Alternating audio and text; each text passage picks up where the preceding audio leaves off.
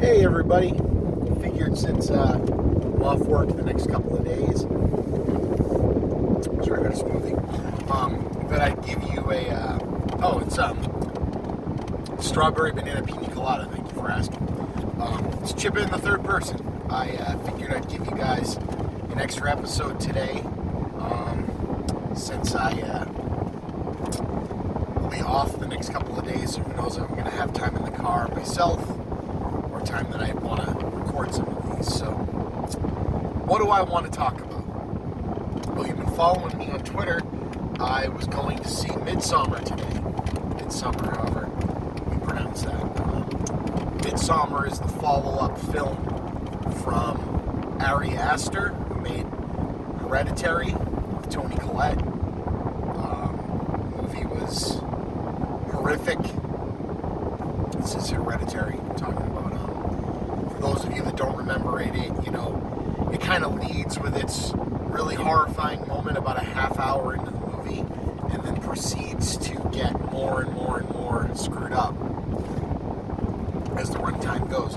But that movie, leaving out all of the horror and everything else going on in it, was a movie at its core about family trauma, about how someone surviving a traumatic event deals with it. And also, it was about other stuff, too.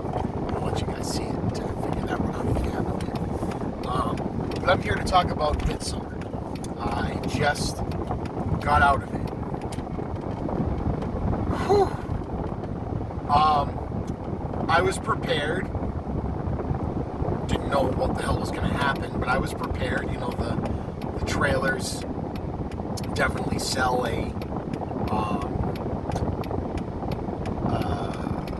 Wicker Man style film. The bright colors, pagan ritual, being weird to the outside world, and that all being strange, and that being horrifying enough for the main characters, is all on full display, and definitely the movie they were selling. But just as Hereditary was about trauma, this is also about trauma.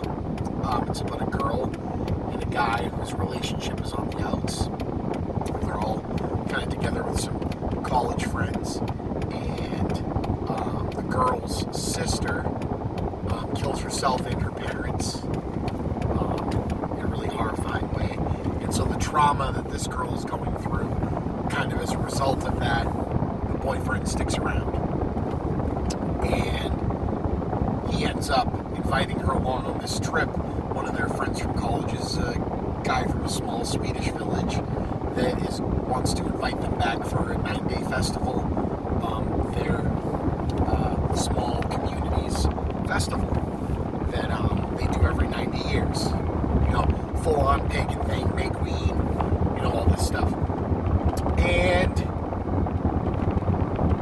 their relationship is tested and questioned and everything else throughout, and the entirety of all of the stuff that goes down is basically an allegory for you guys weren't meant for each other, and it kind of takes this crazy series of events for her to finally let go.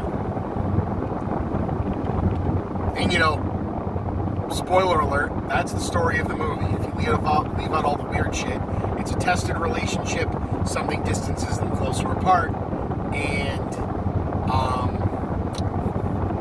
these series of events help lead to that. Now, and again, I'm going to say spoiler alert before I start here, because this is where, if I ever met this guy, Ari Aster, I'd congratulate him for being such a great filmmaker, and also, I just kind of want to hit him. This movie is fucking evil, and so is Hereditary.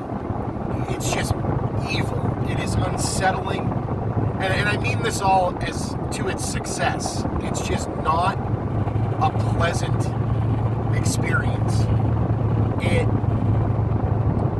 The movie was filmed in broad daylight for almost its entirety. Beautifully filmed, gorgeous cinematography. But the way it was filmed, and the things that go on, and the pacing, and the music, and just the cadence to the delivery of words from the people from this village made me feel increasingly more claustrophobic. It felt like the movie was squeezing me. And I have claustrophobia anyway, in actual claustrophobic situations, but this movie felt like it was holding me in a ball and not letting me go. Like, I honestly felt panic watching this movie.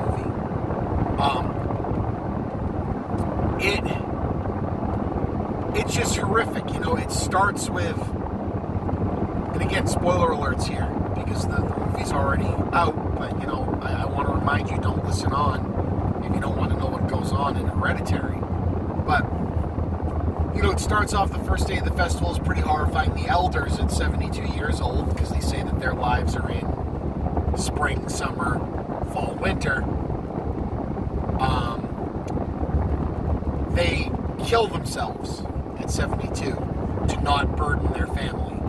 Far different or similar to what her sister did to her family.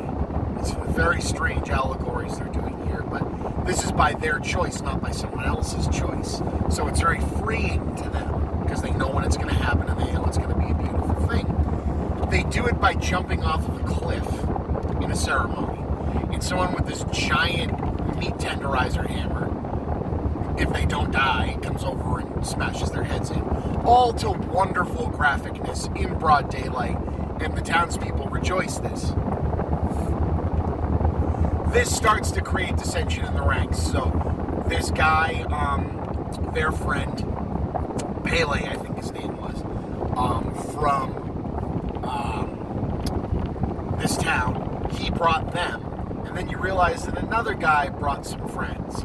And you start seeing that guy's friends weren't quite as prepared. And there's also this weirdness of he thought he was dating the girl. So they're obviously being sent out into the world, as you learn more, to find mates, to find people to produce children for this community.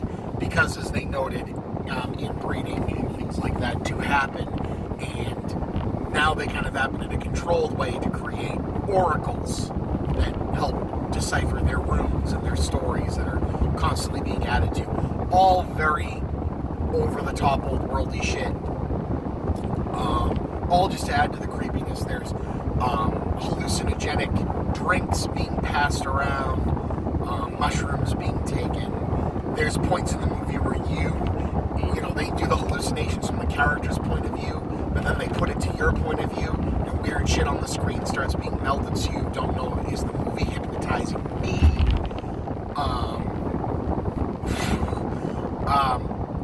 It continues to get stranger as the characters start questioning it.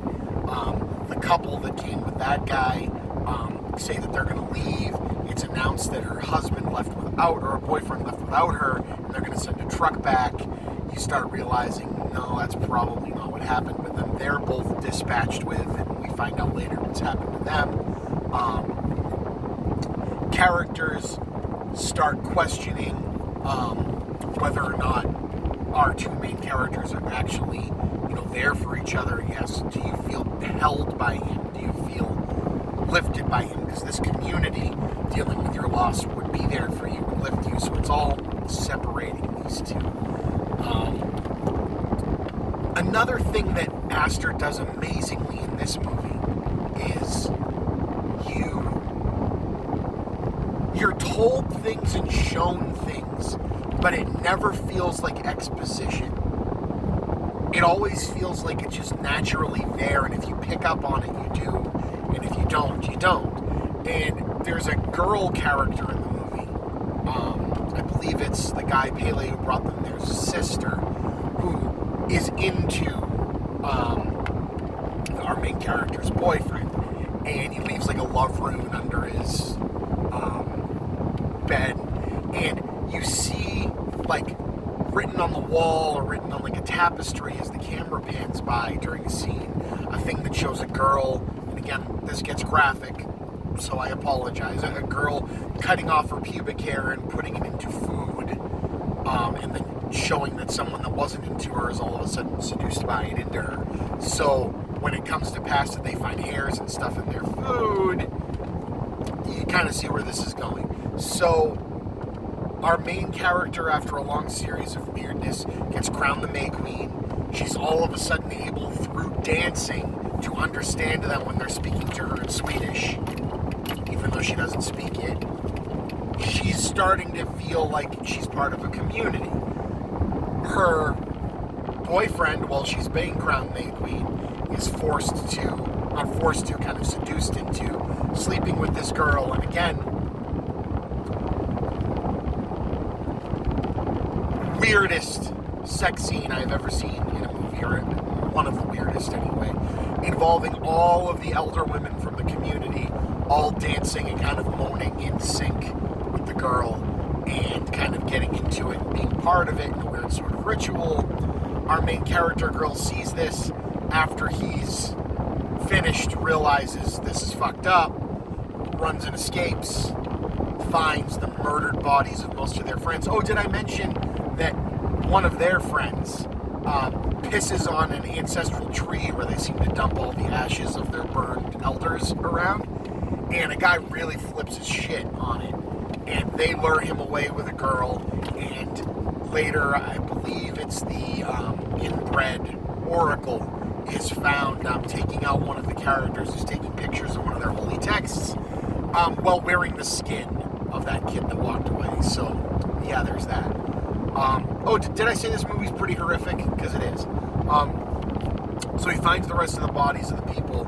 He gets drugged. Basically, they tell him he's paralyzed. They give the May Queen a choice from a randomly selected person in town to be the ninth. So they've got their elders are two of the sacrifices. There's some sacrifices that have to be given up of themselves for the people in the town. Their friends that came that all died. And now there's a ninth, and she gets to choose.